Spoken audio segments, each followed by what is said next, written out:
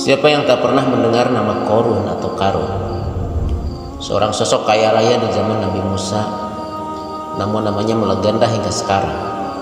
Kisahnya diabadikan dalam Al-Quran, akan menjadi peribahasa atau ungkapan di masyarakat untuk menggambarkan seseorang yang mirip dengan tabiatnya, atau menisbatkan harta yang ditemukan terpendam dalam tanah.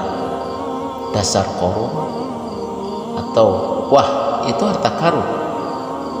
Dua ungkapan itu mungkin yang paling sering terdengar di masyarakat.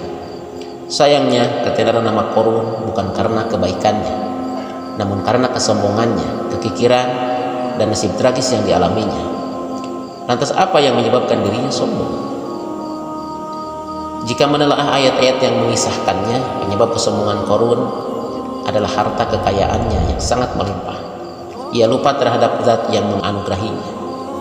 Alih-alih bersyukur, ia justru bersikap arogan, kikir kepada kaumnya dan menentang perintah Tuhannya.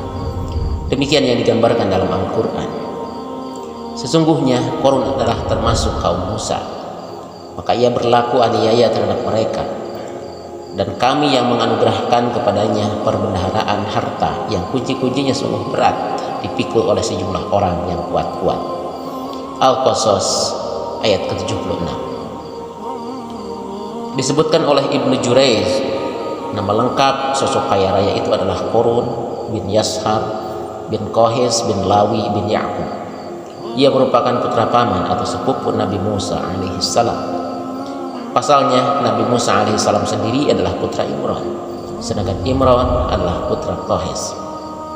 Dengan kata lain, Korun masih satu kakek dengan Nabi Musa alaihissalam, yakni Kohis. Kekayaan Korun sungguh melimpah. Saking melimpahnya, sekelompok orang yang kuat-kuat keberatan membawa kunci-kunci gudangnya. Dalam riwayat Khaisamah disebutkan, untuk mengangkut kunci gudang kekayaan Korun dibutuhkan 60 bigol, sejenis kuda ukuran kecil. Ukuran kuncinya sebesar jari, bahannya terbuat dari kulit, dan setiap kunci digunakan untuk satu gudang. Walhasil, betapa melimpahnya kekayaan yang dimiliki Korun.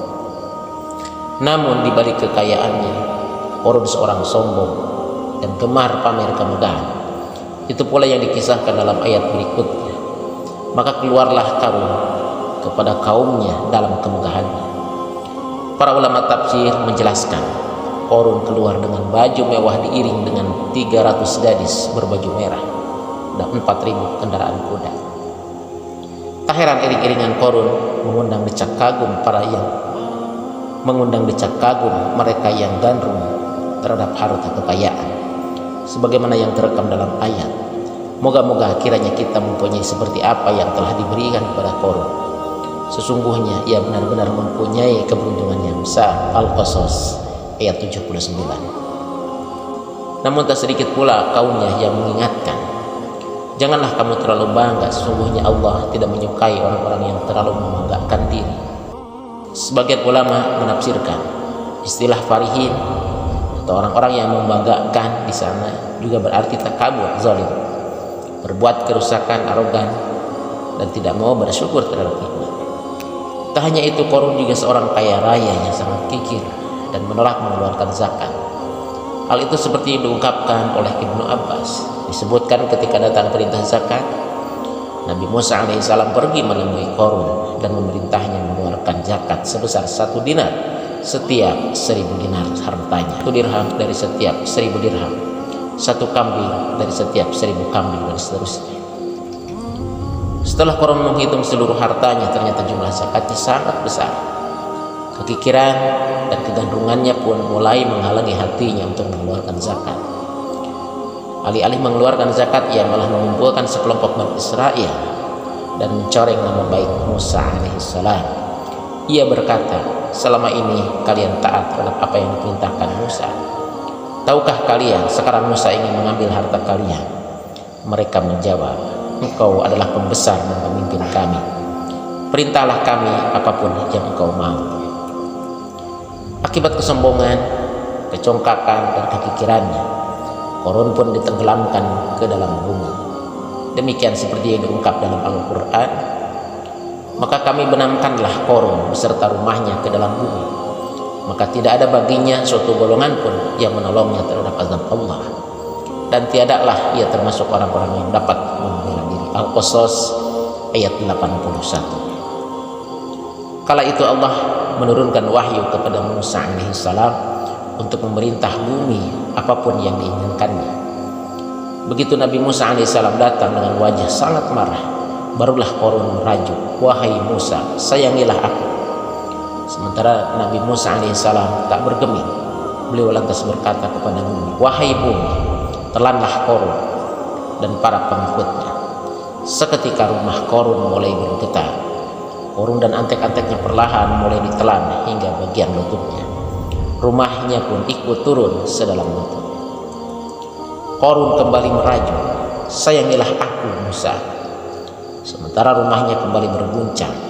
Kini Qarun dan kawan-kawannya kembali terbenam hingga bagian pusar. Demikian pula rumahnya. Qarun pun terus merajuk, "Wahai Musa, sayangilah."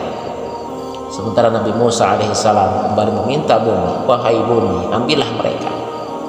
Rumah Qarun berguncang lagi, sementara Qarun dan kawan-kawannya terus perlahan terbenam ke dalam bumi hingga nyaris meliputi bagian tenggorokannya. Demikian pula rumahnya. Qarun lagi-lagi menjerit, "Wahai Musa, sayangilah aku." Namun Nabi Musa alaihissalam tak peduli. Beliau terus meminta bumi menelannya hingga akhirnya Qarun dan semua kawan-kawannya lenyap di telan bumi. Tak lama terdengar suara, "Wahai Musa, apa yang membuatmu bersikap demikian? Padahal demi kemuliaanku, andai dia, Qarun, berdoa kepadaku, niscaya akan aku rahmati." Ibnu Abbas meriwayatkan, sampai hari kiamat Qarun akan ditenggelamkan bumi hingga lapisan ketujuh. Sementara Ibnu Jurayj menyebutkan, setiap hari ia ditenggelamkan setinggi tubuhnya. Namun walau sampai hari kiamat, ia tidak akan sampai ke lapisan bumi paling bawah. Wallahu a'lam.